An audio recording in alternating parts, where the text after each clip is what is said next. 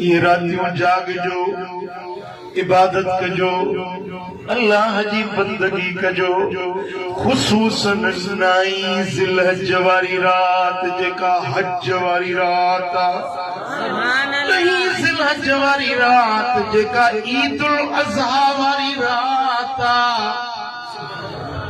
ये रातियों त खास रब जी रहमत जो रातियों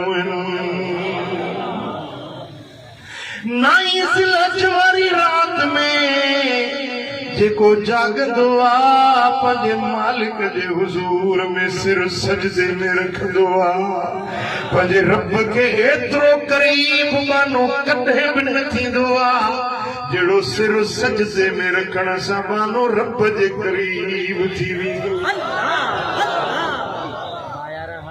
नाई ज़िलहज जो रोज़ो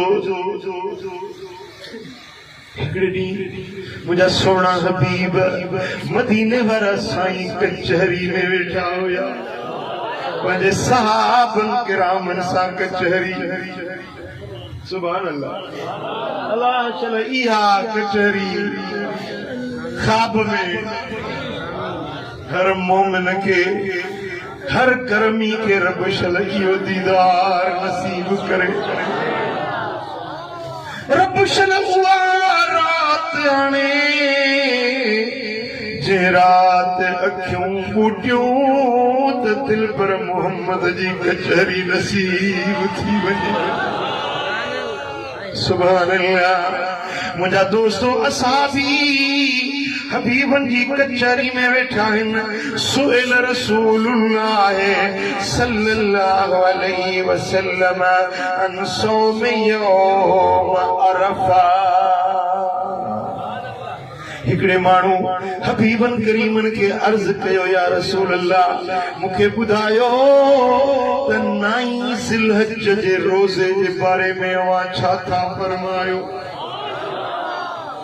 असाबन के तो शौक़ हूंदो न इबादत जो ज़ौक़ हूंदो इबादत जो पुछंदा रस्ता वाटूं गस त को अहिड़ो गस मिले जंहिंसां कुंडल खे परचायूं।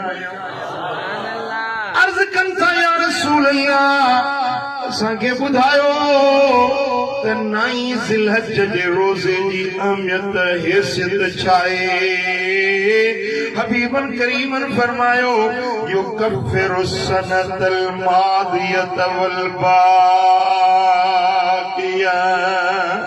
ओ नाई ज़िलहज जे रोज़े जे बारे में पुछण वारो ॿुधो इहो हिकिड़ो रोज़ो तव्हांजे गुज़िरियल साल जा गुनाह मेटे छॾींदो ऐं तव्हांजे ईंदड़ साल जे गुनाहनि खे बि मेटे छॾींदो। हिकिड़ो रोज़ो नाई ज़िलहज जो रखो त पोयों सॼो साल उन में जेके ॾोह ॾिगायूं ख़ताऊं गुनाह थी विया उन्हनि कयल गुनाहनि जी माफ़ी वरी जेको ईंदड़ साल ईंदो उन में जे ख़ताऊं थींदियूं अञा थियूं न आहिनि पर उन्हनि जी एडवांस में अॻुवाट माफ़ी मिली।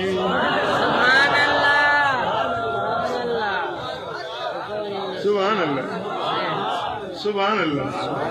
हिकिड़े रोज़े में जे ॿिनि सालनि जा गुनाह मेटिजी वञनि त मुंहिंजा भाइड़ा को सौदो महांगो नाहे।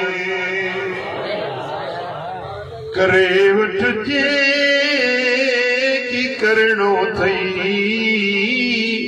वरी वापसि न वरणो अथई। करे वठिजे की करणो अथई वरी वापसि न वरणो अथई। हिसाब किताब थियणो अथई सारे सभु साफ़ ॾियणो। चओ सल्लल्लाहु अलैहि या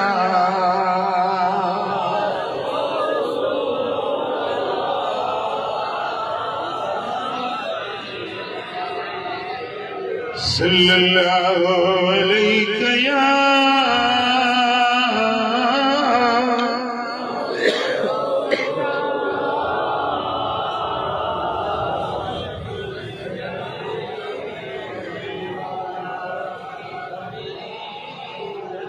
सुभान सुभान अल्लाह। हदीसा मुस्नद अबू याला में हजरत सहल बिन साद साइदी रज़ी अल्लाह तआला अन्हु तो रिवायत करे, मुझे लजपाल नबी फरमायो, मन साम यौम अरफा गुफिर लहू ज़ंब सनतैन मुतताबिअतैन। जेको 9 ज़िलहज जो रोज़ो रखंदो उन जे सांसे लगातार 3 साल जा गुनाह रब मेटे माफ करे छॾींदो। सुभान अल्लाह सुभान अल्लाह। मुझा दोस्तो हबीबन करीमनी पंहिंजी उम्मत जे निजात जे लाइ छोटकारे जे लाइ कई गस खोले ॾिना, कई राहूं सेखारियूं, कंहिं न कंहिं रस्ते सां मन मुंहिंजो उम्मती जन्नत जो हक़दार बणिजी वञे। जो सल्लल्लाहु अलैहि या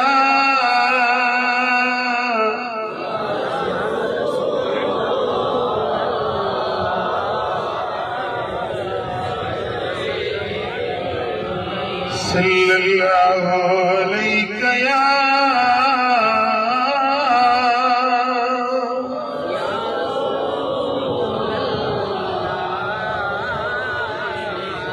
अञा भी हदीस ॿुधो, इमाम बैहक़ी रिवायत आई आहे, हबीबन करीमन फरमायो, सियाम यौम अरफत कसियाम अल्फ यौम। 9 ज़िलहज जो रोज़ो 1000 ॾींहंनि जे रोज़नि जे बराबर। हिकिड़ो रोज़ो 9 ज़िलहज जो जे रखियो उन्हें ॼण के 1000 ॾींहं रोज़ा रखिया। 1000 ॾींहं हिकिड़े साल में हूंदा आहिनि 360 ॾींहं। 1000 ॾींहं इन माण्हू रोज़े में गुज़ारिया ते 9 ज़िलहज जो रोज़ो रखियो। चओ अल्लाह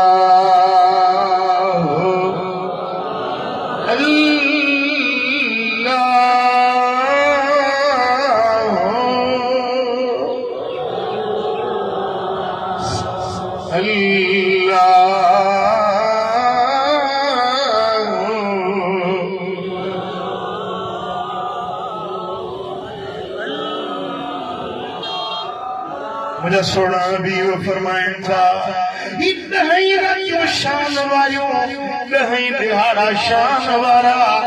इन्हनि 10 दिहाड़नि जे अंदरि तव्हां छा कयो? भलो अमल कहिड़ो आहे जेको रब खे वणे, जंहिंसां अल्लाह तव्हां सां राज़ी थी वञे? हबीबन करीमन फरमायो, फअक्सिरू फीहिन मिन तहलील व तकबीर व ज़िक्रिल्लाह। इन्हनि 10 ॾियारनि में 3 कम खड़ा कजो। पहिरियों ज़िक्र कजो, ला इलाहा इल्लल्लाह,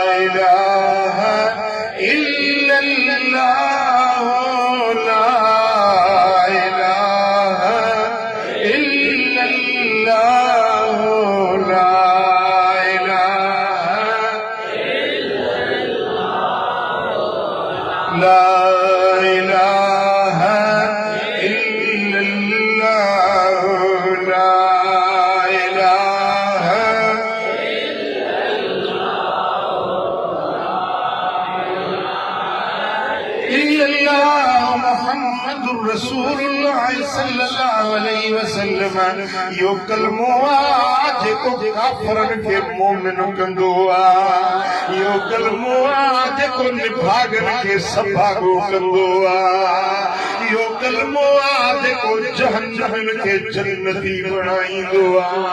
यो कलमो आहे जेको जेको लावारिसन जो वारिस थींदो आहे इहो कलमो आहे जेको मोहम्मद मीर जे शफ़ाअत जो हक़दार बणाईंदो आहे खपे मदीने वारे जी शफ़ाअत हुज़ूर जी शफ़ाअत खपे साईं फरमाइनि था जेको मुंहिंजी शफ़ाअत में उम्मीद रखे थो इहो कलमो खणो पड़े मुंहिंजो उन सां अहद आहे उनखे पाण सां गॾाए शफ़ाअत करे जन्नत ॾे वठी हलां